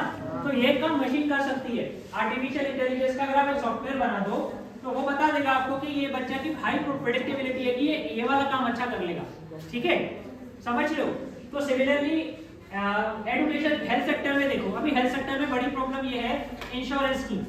अभी इंश्योरेंस अपने इंडिया में बहुत बढ़ रहा है, पर अभी भी बहुत लो पेनिट्रेशन है। 5% से ज्यादा लोग के पास अभी इंश्योरेंस पॉलिसी नहीं होती है, ठीक है। तो अब मान लीजिए कि मुझे इंश्योरेंस देने में प्रॉब्लम क्या है। इंश्योरेंस देने में सबसे बड़ी प्रॉब्लम ये है कि इंश्योरेंस महंगा है। और महंगा क्यों है कि जैसे मान लीजिए कि इंश्योरेंस कंपनी आपके पास आएगी तो वो पूछेगी कि आपको कौन कौन सी बीमारियां या पहले से बताओ। उसके बेस पे वो डिसाइड करते हैं कि कितना हाई रिस्क है इसको बीमारी होने का और कितने रुपए में इनसे चार्ज करो, ठीक है। अब प्रॉब्लम ये है कि हमारे यहाँ पर अभी तक हेल्थ डेटा ऑनलाइन तो है नहीं। हेल्थ डेटा जो आपका कहीं पड़ा होगा, किसी हॉस्पिटल ने कोई लिख के दिया होगा, आपके घर में पड़ा होगा, राइट। तो अब कंपनी को भी पता है कि आप पूरी चीज बताओगे नहीं कि आपको ब्लड प्रेशर की बीमारी है, आपको डायबिटीज भी है, आप आधी चीजें छुपाओगे उनसे, तो इसलिए वो पहले से ही प्रीमियम थोड़ा हाई रखते हैं। ठीक है, तो अगर मान लीजिए मैं एक ऐसा सॉफ्टवेयर बना दूं जिसमें गवर्नमेंट ऑफ इंडिया कर रही है इसको कि जितने भी आपका हेल्थ डेटा है वो ऑनलाइन एक सॉफ्टवेयर में आ जाएगा। आप पूरे इंडिया में कहीं से भी इलाज ले आओ, आपकी यूनिक हेल्थ आइडेंटिटी होगी, आधार जैसी UHID जिसको बोलते हैं, और आपका जहां से भी लेबोरेटरी टेस्ट हो गया, जितने भी टेस्ट हो गए वो सब एक जगह है। तो पहली बात ट्रीटमेंट जल्दी से मिलेगा। इंश्योरेंस वाले को भी पता है कि जितनी भी बीमारी है मुझे सामने दिख रही है तो उसको एक्स्ट्रा प्रीमियम चार्ज करने की जरूरत नहीं है। ठीक है, प्रीमियम सस्ता होगा और उसको कौन सी बीमारी फ्यूचर में आने वाली है ऐसा काम ये सॉफ्टवेयर ही बता देगा कि क्योंकि उसको आज तक ये बीमारी हुई है तो फ्यूचर में ये बीमारी हो सकती है, तो आज ही आप अपनी हेल्थ सुधार लो, आप डाइट चेंज करोगे, आप फिटनेस में ध्यान दोगे, राइट। ठीक है, अब जैसे मान लो एप्पल वॉचेस और वो सारी जो स्मार्ट वॉचेस आ रही है आजकल, तो वो क्या करती है, वो फुल डे आपका यही ट्रैक करती है कि आपका हार्ट बीट रेट क्या चल रहा है, मैंने कितना स्टेप चला, तो वो उसके बेस पे डिसाइड कर लेगा कि आप कितना चांसेस है कि बीमार होगे। समझ लो आप, तो दिस इज आर्टिफिशियल इंटेलिजेंस। तो इस तरह के आप सॉफ्टवेयर बना के लाइक अरबों कमा सकते हो और लोगों की मदद भी कर सकते हो। ठीक है, तो हेल्थ और एजुकेशन की किसी ने बात की, तो दैट इज द फ्यूचर जिसमें हम लोग जा रहे हैं। आप में से कितने लोगों को पता है आजकल रोबोट सर्जरी कर रहा है? रोबोटिक सर्जरी पता है? बहुत सालों से चल रहा है, लेकिन 5, 7, 8 साल पहले ही सफदरजंग हॉस्पिटल दिल्ली में रोबोट ले आए थे जो सर्जरी करता है। ठीक है, तो आगे से ऐसा नहीं रहेगा कि सिर्फ सर्जन पे डिपेंडेंट होंगे हम। सर्जन कंप्यूटर को बता देगा ये प्रॉब्लम है और रोबोट सर्जरी कर देगा। ठीक है, तो रोबोट में इंटेलिजेंस डाल सकते हो। तो देख रहे हो कि एआई का कितना ज्यादा इंपॉर्टेंस है, जो आपकी जॉब्स को अफेक्ट कर रहा है और जो आपको अच्छा मौका भी दे रहा है कि आप उससे कुछ बहुत अच्छी चीज बना सकते हो जो करोड़ों लोगों की प्रॉब्लम सॉल्व कर सकते हैं जो पहले नहीं हो सकती थी। तो इसलिए आप एआई को सीखोगे कि नहीं सीखोगे? नहीं सीखोगे तो बिलीव में आगे फ्यूचर में बिजनेस नहीं हो पाएंगे, क्योंकि कोई ना कोई उसको सस्ता कर रहा होगा। अभी हमें चाइना से क्यों इंपोर्ट होती है चीजें, बताओ? इतना हाई टैक्स लगा दिया तब भी चाइना की चीजें सस्ती पड़ती है आगे। बीजिंग एयरपोर्ट से मुंबई तक आने में 20,000 किलोमीटर समथिंग, वहां से आने में 20 दिन लगता है ट्रक जो भी जहाज आएगा। ठीक है, बॉम्बे का जो पोर्ट है जहां पे जहाज आता है वहां से दिल्ली पहुंचने में और 20 दिन लगता है। समझ रहे हो? तो इसका मतलब हमारा जो ट्रक मूवमेंट है, हमारा जो इंफ्रास्ट्रक्चर है उसको फास्ट होना है। ठीक है, क्योंकि जितने ज्यादा टाइम में आपका सामान आएगा उतनी लागत बढ़ेगी ना। ठीक है, तो आप समझ रहे हो ये बातें। तो अगर आप ये टेक्नोलॉजी नहीं सीखोगे तो कोई और उसको सस्ता बनाएगा ना। अब जैसे मान लो आपने कोई कंपनी चलाई जिसमें आप आर्टिकल लिखते हो, आप 10 लोग मिलके आपने 10 लोग बिठा दिया मेरे जैसा, अब हम लोग पर डे 3 आर्टिकल लिख पा रहे हैं। ठीक है, 30 आर्टिकल। अब वो एआई टेक्नोलॉजी ले आया, एक आदमी अकेले बैठ के 100 आर्टिकल छाप देगा, तो वो उसका आर्टिकल सस्ता पड़ेगा ना। तो इसीलिए टेक्नोलॉजी को सीखना जरूरी है ताकि आप जो है आपके प्रोडक्ट्स, आपका जो बिजनेस है वो पूरी दुनिया में चला पाओ। ठीक है, तो कितने लोग हैं जो गूगल करेंगे जाके आर्टिफिशियल इंटेलिजेंस? करोगे? हाथ तो नहीं उठा रहा कोई? हाथ उठाने से कुछ नहीं होगा, इसको नोट करो और सीखो। आर्टिफिशियल इंटेलिजेंस आप जरूर सीखिए। ठीक है, इसका आपका फ्यूचर बहुत अच्छा है, आप ऑनलाइन सीख सकते हो, बहुत सारे फ्री रिसोर्सेज भी है। ठीक है, आई थिंक एक कंपनी है डेटा कैंप आई थिंक एक कंपनी है, और फ्री कोड अकेडमी है। ये सारे लोग जो है ये फ्री में आपको कोडिंग सिखा देंगे। कोडिंग पता है? कोडिंग सुना है? कोडिंग, तो कोडिंग भी यही है, प्रोग्राम लिखना। अब जैसे कंप्यूटर को क्या पता कि ये काम हो तो ऐसा होना है। आप कौन सी ऐप ज्यादा चलाते हो फोन पे? अरे मोबाइल में क्या ज्यादा चलाते हो? यूट्यूब ना। अब आपने यूट्यूब पे क्लिक किया, तो उसको कैसे पता कि खुलना है? यूट्यूब पे आपने टच किया, यूट्यूब खुल गया, उसको कैसे पता कि टच करते ही खुलना है? किसी ने उस पर लिख के रखा है ना प्रोग्राम में कि अगर कोई टच करे तो आप ऐसे ओपन हो जाना। इसी को बोलते हैं प्रोग्रामिंग, इसी को बोलते हैं कोडिंग। उसके लिए मशीन का कोड लिखना पड़ता है कि वो एक तरीके से इंस्ट्रक्शंस होते हैं। जैसे मान लीजिए कि आप लोग को इंस्ट्रक्शन दे दिया कि स्कूल के लिए यूनिफॉर्म पहन के आना है, व्हाइट शर्ट पहननी है, तो आप व्हाइट शर्ट पहन के आए हो ना, तो आपको पता है स्कूल में आने के लिए मुझे व्हाइट शर्ट पहननी है। ऐसे ही कंप्यूटर को बताना पड़ता है कि जब कोई टच करेगा तो खुल जाना, जब कोई वीडियो पे क्लिक करेगा तो ये बच जाएगा, ठीक है। तो ये सब कौन कर रहा है? ये प्रोग्रामर्स होते हैं, ये जॉब है कंप्यूटर साइंस में, इसको कोडिंग बोलते हैं, कोडिंग। तो आप कोडिंग, जितने भी सॉफ्टवेयर बनते हैं इसके लिए कोडिंग चाहिए, ठीक है। अब जैसे वो ट्रेडिंग करते हैं, तो ट्रेडिंग की ऐप किसने बनाई? जिसपे सारा गोल्ड का प्राइस आ रहा है, सिल्वर क्या रेट पे चल रही है, सेंसेक्स, निफ्टी, सबका दाम कैसे आ रहा है, किसी ने कोड लिखा, ठीक है, और इंटरनेट पे डाला तो ऐप बनी। तो कोडिंग आप सीखिए, कोडिंग सीखो, आर्टिफिशियल इंटेलिजेंस सीखो। आर्टिफिशियल इंटेलिजेंस का स्कोप समझ आया? आपका खेती में भी बहुत स्कोप है। अब जैसे मान लो कि हमारे यहाँ खेती के लोगों की सबसे बड़ी प्रॉब्लम क्या है कि हमारे खेत का साइज बहुत छोटा है। पता है ना ये बात? आपने देखा होगा खेत का साइज बहुत छोटा छोटा है ना। और ऐसा नहीं कि खेत का साइज छोटा है, वो इतने लोगों में बटी हुई है, सब अपने अलग अलग खेती करते हैं। तो इतनी छोटी जमीन पे ट्रैक्टर चलेगा क्या? नहीं चलेगा ना। या फिर ट्रैक्टर खरीद भी लोगे तो इतना महंगा पड़ेगा कि उसका फायदा नहीं रहेगा, है ना। तो अच्छी बात क्या ये नहीं होगी कि मान लो 10,000 किसान आपस में जुड़ जाए और एक जमीन कर ले और फिर एक ही साथ में ट्रैक्टर खरीद कर उस पर चलाए, वो ज्यादा सस्ता रहेगा कि नहीं? तो कर सकते हो ऐसा। और इसके लिए सरकार की स्कीमें भी है, उसको बोलते हैं एफपीओ, फार्मर प्रोड्यूसर ऑर्गेनाइजेशन। मतलब किसान एक साथ आ जाएंगे, उनको सरकार भी थोड़ा पैसा देगी, वो एक तरीके से अपने एक, जैसे हम सब मिल गए, हमने अपनी खेती की जमीन मिला ली और फिर हम मिलकर खेती करेंगे, ठीक है। तो क्योंकि आप अकेले करोगे तो नई चीजें बढ़ पाएंगी। अब जैसे अमेरिका हो गया, अमेरिका में कितने लोग किसान हैं? अच्छा, अमेरिका की जनसंख्या कितनी है, पॉपुलेशन कितनी है अमेरिका में? ऐसे ही मोटा मोटा नंबर बताओ, एग्जैक्ट नहीं पूछ रहा हूँ। 36 करोड़। ठीक है, 36 करोड़, गुड। 36 to 40 करोड़ हमारी पॉपुलेशन है, एग्जैक्ट सही आंसर है, ठीक है। इंडिया में कितनी है? 140 करोड़। अमेरिका में कितने परसेंटेज लोग खेती कर रहे हैं? इंडिया में कितने कर रहे हैं? 70%। और कोई नंबर? गर्ल्स बिल्कुल ही साइलेंट, आप पढ़ते नहीं हो, बोलो। 85 नहीं, गलत। और बहुत ज्यादा हो गया, नहीं, थोड़ा कम करो। 45% के करीब आज इंडिया में जनसंख्या खेती में लगी हुई। जो आप 70 वगैरह पढ़ रहे हो बहुत पुराना फिगर है, 80s 90s में इतना था, ठीक है। तो अभी मान लो कि मेरी 45% पॉपुलेशन खेती में लगी हुई है। 140 करोड़ का 45% कितना हो गया? 65-70 करोड़ लोग हो गए जो खेती कर रहे हैं। अमेरिका में कितने लोग कर रहे हैं? 2% ऑफ पॉपुलेशन, 2%। तो 40 करोड़ का मल्टीप्लाई में 2% कितना हुआ? 80 लाख। 80 लाख लोग खेती कर रहे हैं और उनका कई चीजों में प्रोडक्शन हमारे बराबर है, क्योंकि खेत का साइज बहुत बड़ा है। और कीटनाशक भी छिड़कना होगा तो वो ड्रोन से छिड़केगा। ड्रोन कितने लोग को पता है? ड्रोन काफी लोग को पता है। कोई बताओ मुझे खड़ा होकर ड्रोन क्या है? अरे हाथ तो इतने लोगों ने उठाया ना, कुछ भी बताओ। हाँ, ऊपर से सब कैप्चर करके एरिया। और अच्छा, ड्रोन को खेती में कैसे यूज कर सकते हैं? जितने लोग ड्रोन के बारे में जानते हैं वो बताओ। नहीं मालूम? अच्छा, मान लो कि अभी तक क्या प्रॉब्लम थी, जैसे मान लो कि कहीं पे बाढ़ आ गई, असम में बाढ़ आती है सर, ब्रह्मपुत्र नदी में। तो मान लो कि एक गांव पूरा डूब गया, तो मान लो कि उसको बचाने के लिए स्टेट पुलिस की टीम आई, स्टेट की डिजास्टर रिस्पांस फोर्स एसडीआरएफ जो टीम है वो आई।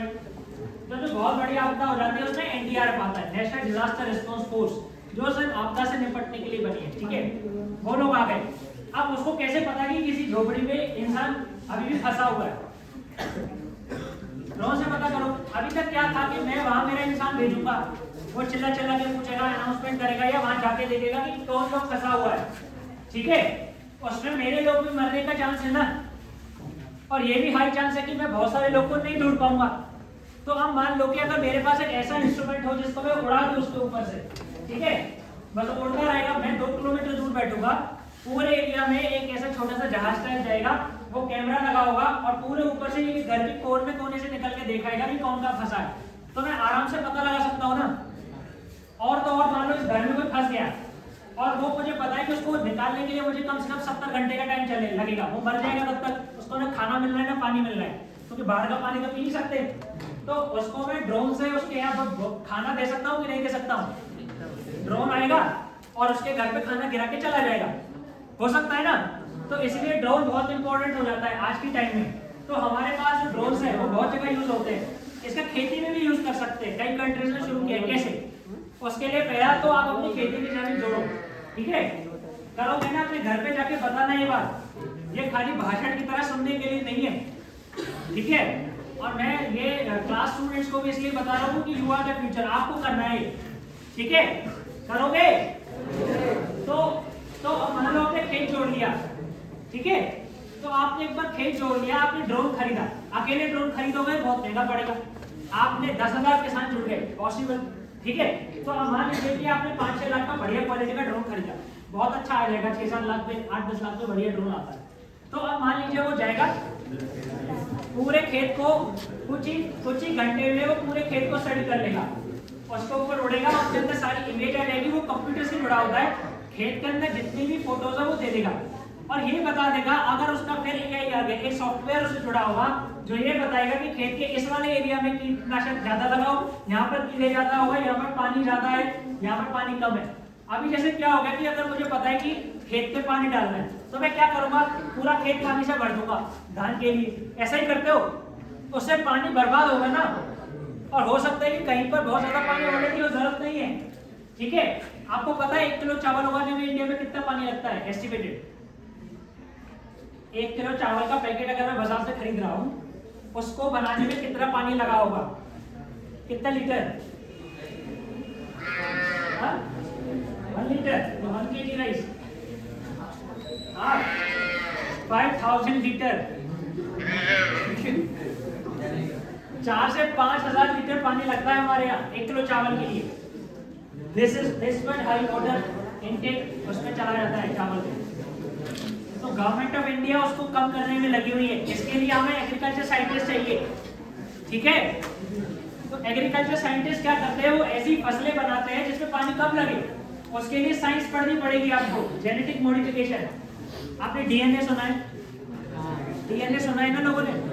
तो डीएनए किस काम का है, क्यों पढ़ो डीएनए? डीएनए क्यों पढ़ रहे हो, ये पूछ रहा हूँ। देखो कोई भी चीज तब तक मत पढ़ो जब तक आपको पता है कि ये काम का नहीं है, काम का नहीं है तो मैं क्यों पढ़ूं, किताब में लिखा होगा, क्यों पढ़ूं डीएनए, क्या करोगे डीएनए पढ़ के? अरे ये तो पूछना चाहिए था ना, ये तो टीचर से भी पूछना चाहिए था, डीएनए क्यों पढ़ा रहे हो, क्या काम का है?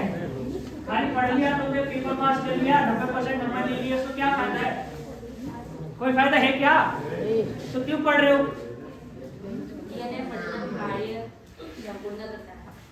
डीएनए प्रजनन कार्य संपूर्ण करता है, ठीक है, पर डीएनए पढ़ क्यों रहे हो? आप क्या करोगे डीएनए पढ़ के? कोई भी एक पर्सन बताओ जल्दी, टाइम कम है। डीएनए पढ़ के करोगे क्या? नंबर लाने के लिए पढ़ रहे हो?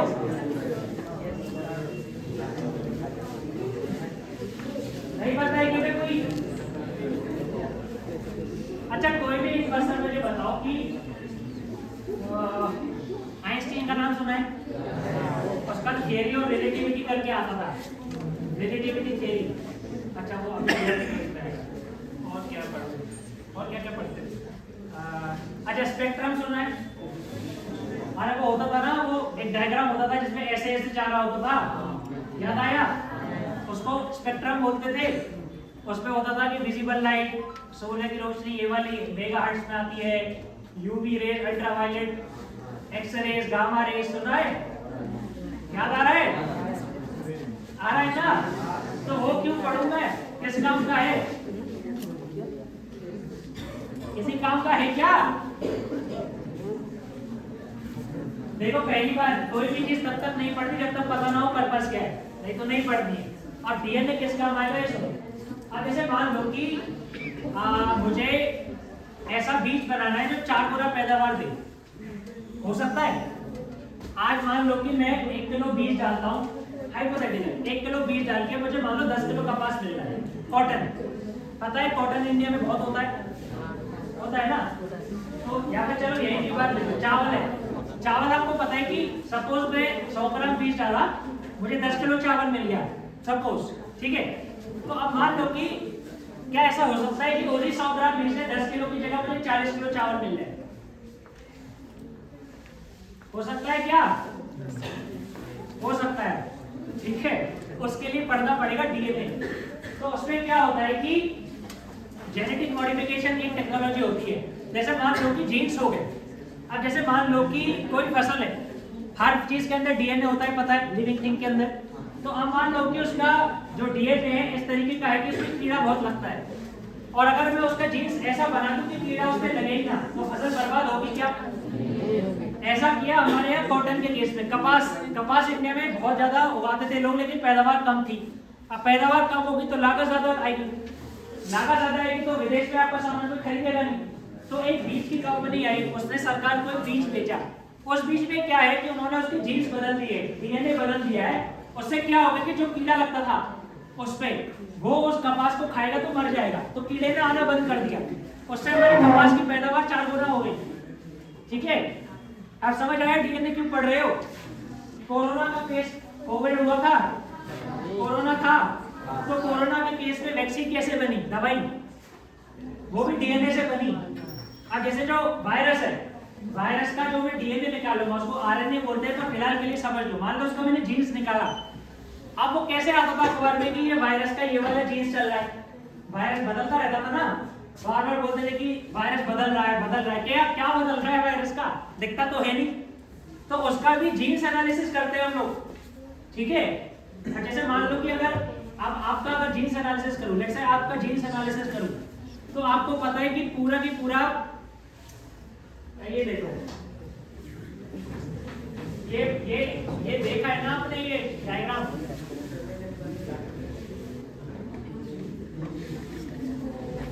ये सुना है ना, ऐसा बना रहता था ना, और इसको ऐसे ऐसे जाता था वो डबल में, ये देखा था ना डायग्राम उसमें, ठीक है। ये सीढ़ी सी बनी रहती थी और उसमें ATCG लिखा रहता था, नहीं याद आ रहा है। तो ये बेसिकली ये जो डीएनए है, तो बेसिकली मान लो अगर मैं मेरा डीएनए निकालूं, इंसान का डीएनए किस किस चीज से निकाल सकते हैं? जैसे मान लो एक बाल है, अब मान लो कोई क्राइम करके आ रहा है, उसका एक बाल भी छूट गया होगा, मैं पूरा निकाल सकता हूँ कि वो इंसान कौन था। यस, ठीक है, इसलिए क्राइम के केस में पुलिस पकड़ती है, ठीक है। जैसे मान लो कि आपकी किसी से लड़ाई होगी, आपका एक छोटा सा बाल भी अगर उधर छूट गया, तो we can find out who you are. पता है बात आपको? सीआईडी में देखा है, सीआईडी में बहुत बार गलत भी दिखाता है, पर ये बात सच है, ठीक है। सिमिलरली मान लो कि अगर मेरी किसी से लड़ाई हो रही है और मैंने उसको दांत से काट लिया, ठीक है, और जहां से काटा है मैं अगर कॉटन से उसको उठा लूं, ऐसे बस ऐसे रगड़ दूं और उसको निकाल लूं, तो उससे भी उसका डीएनए मिल जाएगा, वो जिसने काटा है। पता है आपको? ऐसा दिल्ली में जो एक केस हुआ था, मैं इस क्लास को भी बता नहीं रहा, उसके बारे में रेप केस था, उसको सॉल्व किया था। व्हाइट मार्क एनालिसिस बोलते हैं, दांत के पैटर्न से मुझे पता चल जाएगा, वो हर पर्सन का यूनिक है, ठीक है। उसके लिए फोरेंसिक साइंस लगती है, जो डॉक्टर सारू के आप देखते थे, वो डॉक्टर सारू ने कुछ ज्यादा उसमें दिखा दिया कि वो जहर के एनालाइज कर रहा है, वो उसको टॉक्सिकोलॉजी भी आती है, वो सब आता है उसको, पर ऐसा रियल लाइफ में नहीं होता। रियल लाइफ में बहुत बड़ी लैब होती है, उसके अंदर साइंटिस्ट होते हैं, और हर साइंटिस्ट एक छोटा काम देखता है। जैसे कोई पर्सन बुलेट्स को देखेगा कि अगर गोली लगी है तो किस एंगल से लगी होगी, उसको बैलिस्टिक्स बोलते हैं, तो वो साइंटिस्ट है। वो दूसरा काम नहीं देखेगा क्योंकि वो अपने आप में बहुत बड़ा है। एक साइंटिस्ट होगा वो जो डीएनए देखेगा कि अगर यहाँ से मान लो बाल का सैंपल मिला है तो कौन सा डीएनए, वो जानवर का डीएनए कि इंसान का है, इंसान का है तो मेल का है कि फीमेल का है, तो किस किस तरह का। तो उसमें कैसे होता है कि जो आपका डीएनए है, जैसे हर इंसान के अंदर 300 crore, I repeat the number 300 crore, ये जो आपने पेड़ देखा है रस्सी वाला, जो आपके अखबार ये छपा रहता है, ये जो पेड़ है, ये 300 करोड़ पेड़ होते हैं हर इंसान के अंदर, वो बोलते हैं आप उस इंसान का पूरा डीएनए, ठीक है, ठीक है। तो इससे पूरी की पूरी बीमारियां कैसे सॉल्व होगी? जैसे मान लो कि मेरा ये डीएनए, कोरोना की दवाई कैसे बनी वो बता रहा हूँ। अब जैसे मान लो कि ये मेरा डीएनए, ठीक है। अब साइंटिस्ट ने ये पढ़ लिया, ये दो जो भी बना हुआ है, ठीक है। मान लो कि ये इंसान का डीएनए, ये एक वायरस है, एक वायरस का डीएनए भी मैंने पढ़ा हुआ है, ठीक है। थोड़ा ध्यान से समझो, ये मैं लोकल भाषा में आपको बता रहा हूँ, ये एक वायरस है, इस वायरस का एक पर्टिकुलर डीएनए होगा तभी ये वायरस अलग है, वो मैंने पढ़ के रखा है, ठीक है। उसका एक तरीके से इसको एक कोड की तरह समझो, बहुत सारे लेटर लिखे हैं ABCD, ठीक है, ऐसे ऐसे करके मेरा एक नंबर लिखा हुआ है, एक वायरस का नंबर भी है। तो मैं ये देखूंगा, आपने टेस्ट सुना था कोरोना में RT-PCR, कोरोना के टाइम में टेस्ट होता था ना, आप में से कितने लोग का टेस्ट हुआ था?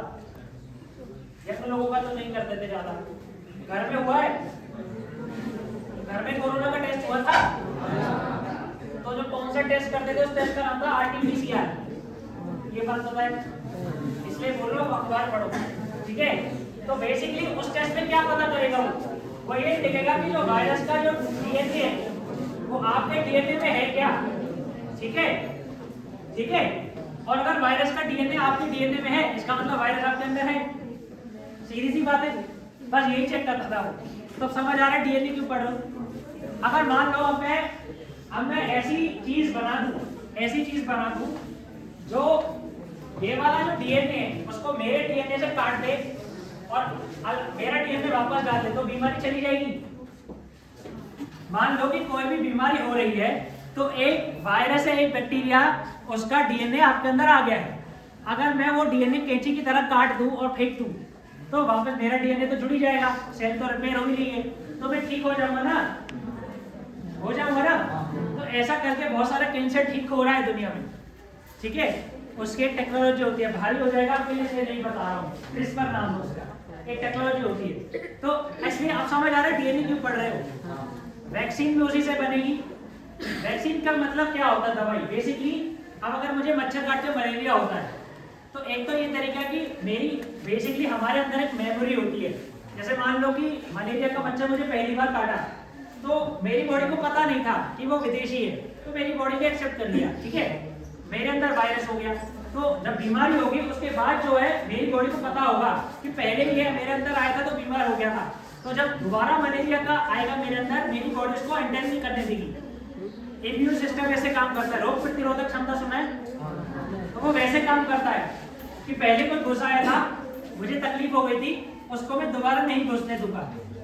तो वैक्सीन में क्या करते हैं, वैक्सीन में जैसे मान लो मलेरिया की वैक्सीन बनानी है तो मलेरिया का जो डीएनए वो आपको पहले ही पिला दूंगा। जैसे पोलियो में क्या करते हैं, जो जिस वायरस से पोलियो होता है वो आपको पिला दिया, वो वायरस थोड़ा कमजोर करके पिला दिया आपको, तो आपको ज्यादा नुकसान नहीं कर सकता लेकिन थोड़ा करेगा, आपको थोड़ा मोटा फीवर आ जाएगा, तो आपकी बॉडी को पता चल गया कि ये वाला जो आया है मेरे अंदर ये वायरस है, इसको जैसे ही अगली बार आएगा इसको मारना है। बस इतना काम होता है वैक्सीन का, बॉडी को पता चल जाए कि जैसे ही ये पर्सन आएगा इसको बाहर गेट से ही भगा देना है। समझ रहे हो?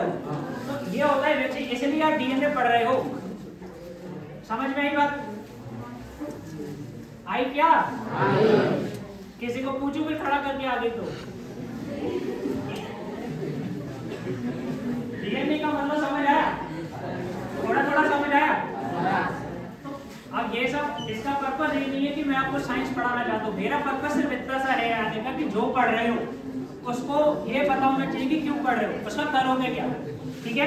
डीएनए समझ आ गया, एआई समझ आया, हमने ड्रोन की बात कर ली, ठीक है। अब लास्ट दो चीज की और बात करते हैं फिर खत्म करेंगे, ठीक है। एक आपको बिग डेटा पता होना चाहिए। बिग डेटा ये सब चीज कंप्यूटर से जुड़ी हुई है जो आज चल रही है, जो उसका फ्यूचर है जब आप ग्रेजुएशन करोगे, ठीक है। और मैं इसलिए भी बता रहा हूँ क्योंकि आप 10th 9th और 11th 12th में हो और आपको अभी डिसीजन लेना है कुछ टाइम में कि आप आगे क्या पढ़ोगे, तो ये सिंपल बीकॉम या बीसीए ये सब कोर्स मत घुस जाना, ठीक है।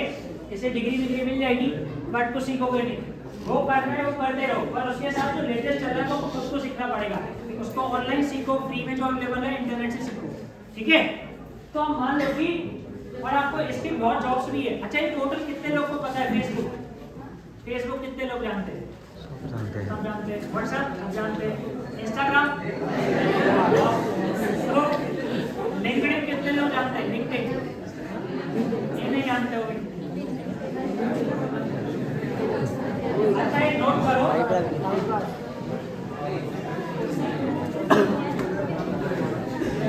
ये जो लिंक्डइन है ना,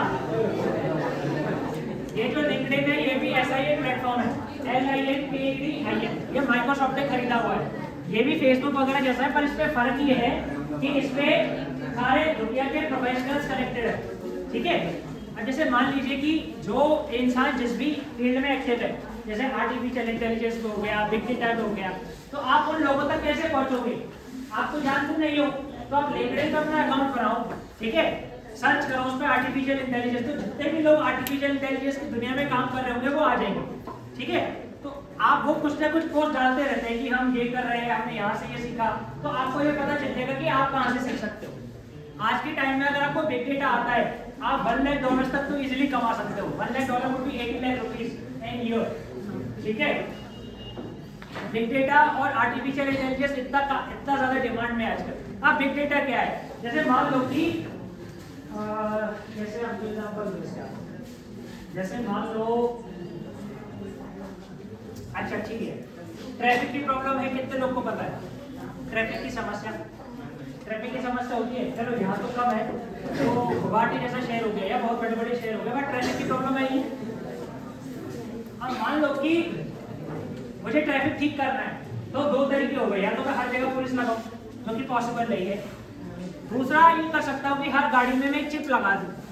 अब जैसे मान लो कि, अच्छा ठीक है, आपको RFID के बारे में कितने लोगों को पता है? ये नाम सुना है? अच्छा, आपने वो सिस्टम देखा है कि टोल पे गाड़ी जा रही है, बिना कैश दिए वो निकल गई आगे, तो वो कैसे हो रहा है? RFID से हो रहा है। इसलिए बोल रहा हूं, जहां भी जा रहे हो ना, अगर आपको एक दुनिया समझती है, जो भी आसपास हो रहा है उसको ये समझो कि क्यों और कैसे हो रहा है। अब गाड़ी गई, उसने कैश भी नहीं दिया और वो ग्रीन हो गया सिग्नल, बैनर उठा, आपकी गाड़ी आगे चली गई, ये देखा है होते हुए? इसका मतलब टोल तो दिया है उसने, दिया कैसे?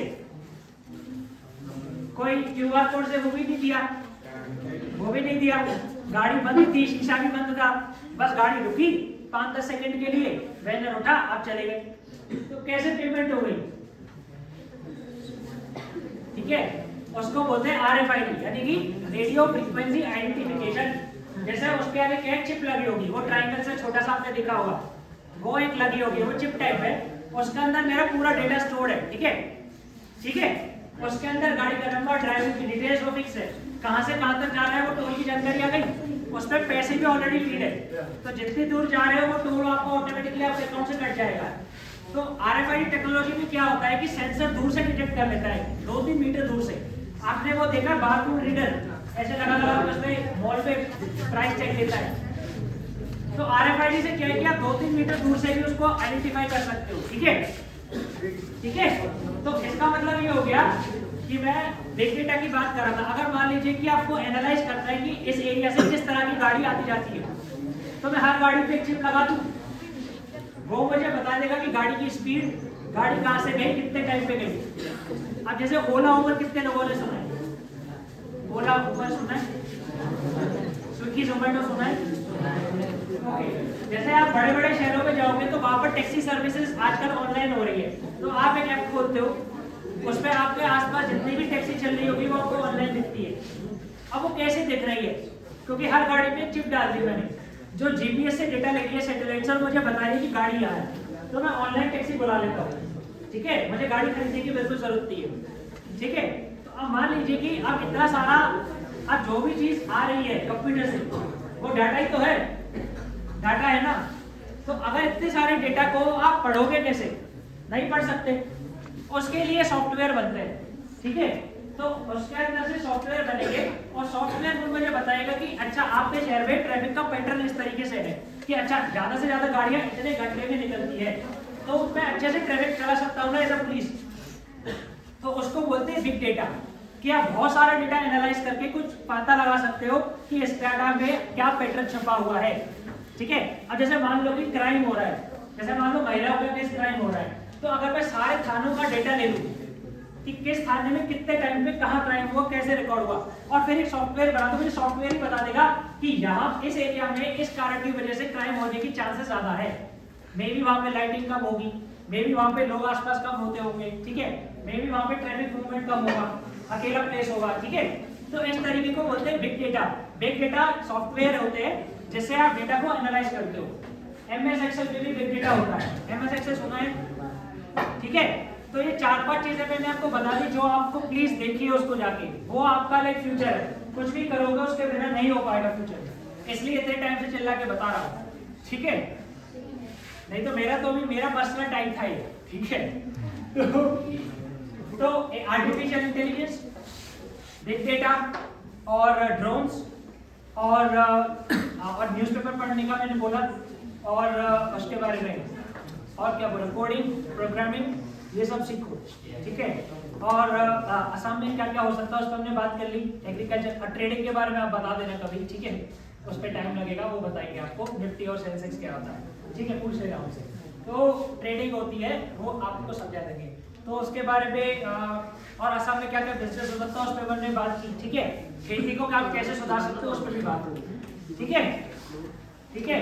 तो आप अपने घर पे जाके भी आइडिया दे सकते हो कि खेती की जमीन क्यों नहीं मिला रहे, और ये भी सोचो कि यहाँ पे चावल के अलावा और क्या उगा सकते हो। जैसे लास्ट चीज जो मैं आपको बताना चाहता हूँ, अच्छा ठीक है, मैं आपको उसके बारे में बताता हूँ। आपको पता है कि इंडिया में खेती की जो लागत है वो बढ़ती जा रही है। उसका मेन कारण क्या है? किसान बोलता है ना बार बार कि मुनाफा कम हो गया खेती में, क्यों? और गवर्नमेंट का भी मिशन है कि किसान की इनकम डबल करनी है। कैसे? तो अब मान लो कि आप बीज खरीदते हो, बीज महंगा हो गया, आपने फसल उगाई, उस पर आप कीटनाशक का छिड़काव करते हो कि कीड़े ना रखे, वो महंगा हो गया, ठीक है? और मान लीजिए कि डीजल वगैरह तो महंगा हो ही रहा है। तो अब इसकी वजह से क्या हो गया कि खेती की लागत बढ़ गई। तो एक साइंटिस्ट आए सुभाष पालेकर, उन्होंने बोला कि हम एक ऐसी खेती पद्धति क्यों ना बनाए जिसमें 0 रुपए की लागत है, ठीक है? तो आप ये जाके भी गूगल करना यूट्यूब पे, इसका बस मैं नाम बता रहा हूँ, उसको समझाने में थोड़ा टाइम लगेगा। बस ये जाके यूट्यूब पे डालना, 0 बजट नेचुरल फार्मिंग। इसका हिंदी में मतलब ये हो गया कि 0 रुपए में होने वाली प्राकृतिक खेती, 0 बजट नेचुरल फार्मिंग। तो आपको पता चलेगा कि बिना 1 भी रुपए की लागत लगाए, बिना कीटनाशक पे पैसे खर्चे, इसमें देशी जो गाय होती है उसके काउ यूरिन और काउ डंग का यूज होता है, और पैदावार 3 से 4 गुना होती है। इस खेती का यूज करके 50 लाख से ज्यादा किसान जुड़ चुके थे। आंध्र प्रदेश सरकार ने बोला कि हम पूरे खेत पे ये लगाएंगे सिस्टम। इसमें क्या है कि इसको आप जाके जरूर समझना, इस खेती का यूज करके महाराष्ट्र में लोग स्ट्रॉबेरी उगा रहे हैं, ठीक है? तो आप भी उगा सकते हो। ये सारी फसलों में आपको ज्यादा पैसे भी मिलेंगे, क्योंकि चावल की खेती तो कुछ ही महीने होगी ना, उसके बाद खेत का क्या होगा, उसमें कुछ फल सब्जियां उग सकती है। जैसे मेरे हरियाणा में पूरे 12 महीने खेत में कुछ ना कुछ उगा रहेगा, खेत खाली नहीं छोड़ते, ठीक है? ठीक है? उसके अलावा मछली पालन वगैरह देख सकते हो। तो ये सारी चीजें उन्होंने ब्रॉडली बात की। और आईपीएस का मैंने बता दिया, वो टेलीग्राम पे ग्रुप ज्वाइन कर लेना, वहाँ आप मुझसे बात कर सकते हो, ignitingstudents.org, या फिर मेरा फोन नंबर मैं आपको दे देता हूँ, इन केस उस पर जो है उस पर मैसेज करना, ठीक है? कॉल मैं नहीं ले पाता हूँ तो।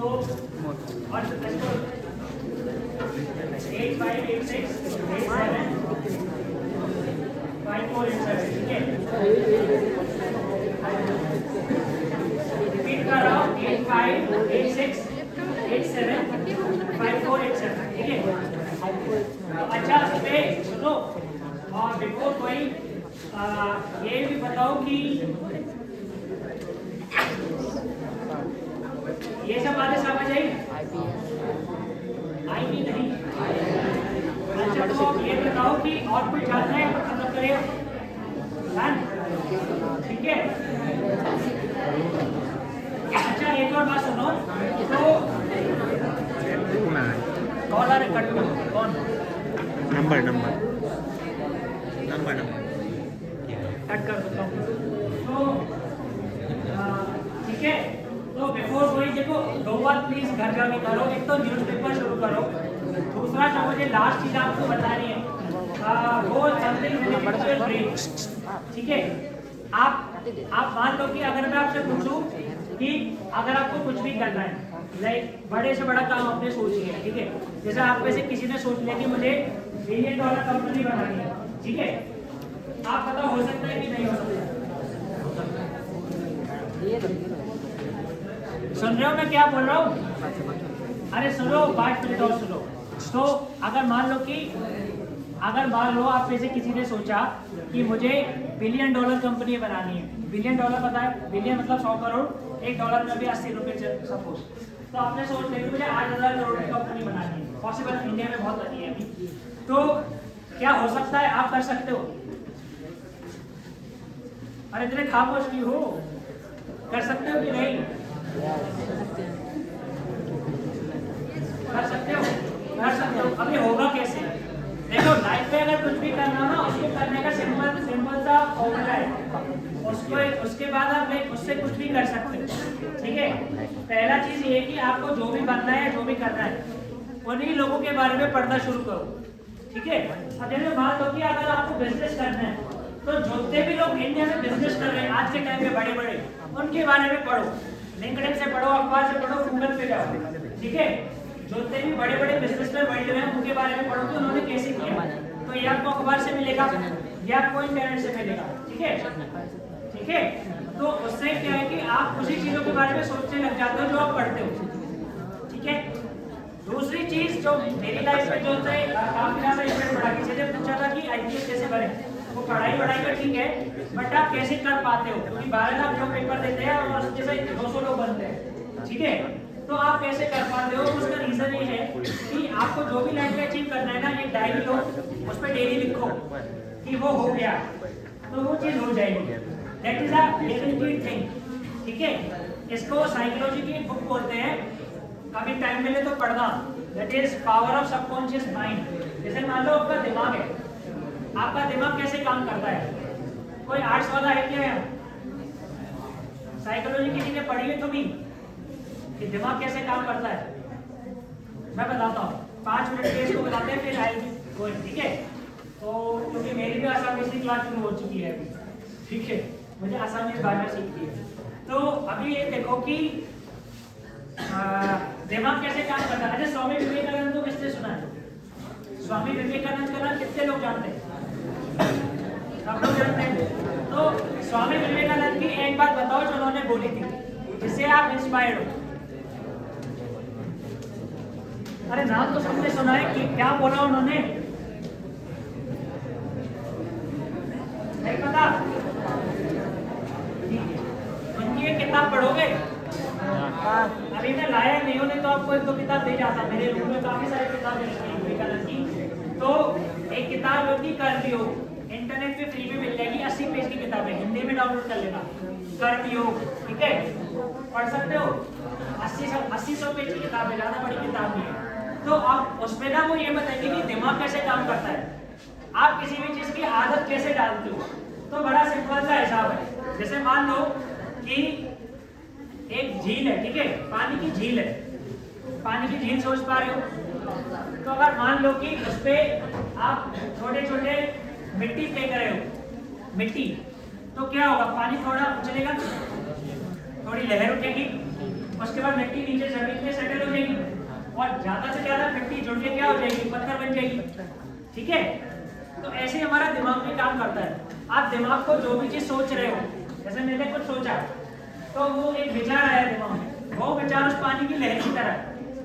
अब वो विचार जाता कहीं नहीं है। जैसे मिट्टी सेटल होती जा रही है ना नीचे, वैसे ही आपके विचार सेटल होते जा रहे हैं नीचे। ठीक है, और अगर मान लो कि उसी तरह के विचार में बार बार दिमाग को दूं, तो वो जुड़ के जैसे एक मिट्टी का बड़ा ढेला बन जाता है, ऐसे एक आदत पे बदल जाएगा। ठीक है, और सारी आदतें मिलकर आपका चरित्र बनता है। तो समझ लो कैसे आदत बनती है। तो अगर आपको फिट होना है, आप तो सब वैसे ही फिट हो, तो जैसे मान लो आपको कुछ भी चीज पढ़ने की आदत डालनी है, आपको मान लो बहुत बड़ा राइटर बनना है, तो कैसे बनोगे? सिंपल, जाओ लिखना शुरू कर दो, डेली 2 लाइन लिख के सो जाओ। तो आपका ब्रेन की एक प्रॉपर्टी होती है कि आप जो काम करोगे वो काम आपका ब्रेन ज्यादा से ज्यादा मानता है। ठीक है, तो विवेकानंद जी ने यही बोला था कि कोई भी बुरी आदत बदलने का सिंपल सा तरीका है कि जो नई आदत बनानी है वो काम करना शुरू कर दो। तो उसकी वजह से मुश्किल लगी, बट 15-20 दिन बाद जो अच्छी आदत, जो आप नई आदत डालना चाहते हो, वो आदत आपकी बननी शुरू हो जाएगी। ठीक है, तो सीधा सा हिसाब है, जो भी चीज आपको लाइफ में बनना है, जो भी करना है, उसी के बारे में बोलना, सोचना और सुनना शुरू कर दो और पढ़ना शुरू कर दो। वो चीज आपकी ऑटोमेटिकली होनी शुरू हो जाएगी। और डायरी पे जरूर लिखो कि आपको डेली क्या बनना है। हर दिन का लिखो कि आज के दिन में ऐसे जियो का, आप देखोगे कि आप वैसे ही जियो। ठीक है, ऐसा मैंने बहुत यूज किया इसको लास्ट ईयर। जैसे मेरा वेट 92 kg था, तो पुलिस की ट्रेनिंग में इतना कि फिट होना है, तो 5 महीने के अंदर मैंने अपना 20 किलो वजन घटाया है। तो मैं डेली लिखता था कि मैं चेयरअप कर रहा हूँ, पुशअप कर रहा हूँ, मैं भाग रहा हूँ। तो अगर आप लिखते हो ना, तो आपके ब्रेन को पता होता है कि मुझे कल उठ के दौड़ना है, नहीं तो आपके ब्रेन को पता ही नहीं कि क्या करना है। ठीक है, तो यही बात बोली थी कि 2 काम जरूर करो, एक अखबार पढ़ो और एक डायरी उठाकर उस पर लिखो कि आपको क्या करना है, लेकिन में वो चीज़ हो जाएगी। ठीक है, तो अभी मैं जाता हूँ, फिर ऑल द बेस्ट। और कुछ तो बोलो, फिर मैं जा रहा हूँ। ठीक है, 5-10% को समझ आया? यूजफुल था? ठीक है, तो और बाकी आपको लाइफ में कभी भी प्रॉब्लम हो, पुलिस स्टेशन को जाओ और बताओ। ठीक है, पुलिस से डरना नहीं है, पुलिस आपकी मदद के लिए है, और जो भी कुछ भी प्रॉब्लम होती है आप पुलिस को जाके बता सकते हैं। ठीक है, और पुलिस का भी आपको पता होना चाहिए, थाने में बात में सुनवाई नहीं होगी तो एसपी ऑफिस चले जाओ, यहाँ पे डिस्ट्रिक्ट के हेड बैठते हैं। ठीक है, तो कहीं ना कहीं काम होगा। ठीक है, ठीक है, ऑल द बेस्ट। और असेंबली में कैसे बोलेंगे? आपसे मिलकर अच्छा लगा। आपको नहीं लग पाने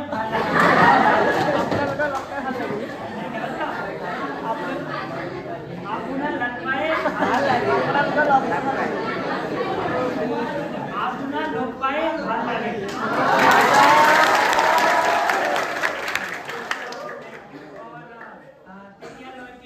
नमस्कार, विदाय।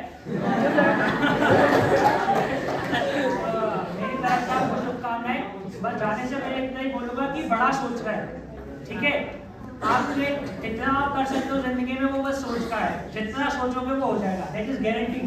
अब आज के टाइम में इंटरनेट ऐसी कोई चीज नहीं है जो आप उससे नहीं सीख सकते। ठीक है, आप चाहे कहीं में भी हो, पाताल लोक पे हो, ठीक है, तो सोच के तो कर सकते हैं।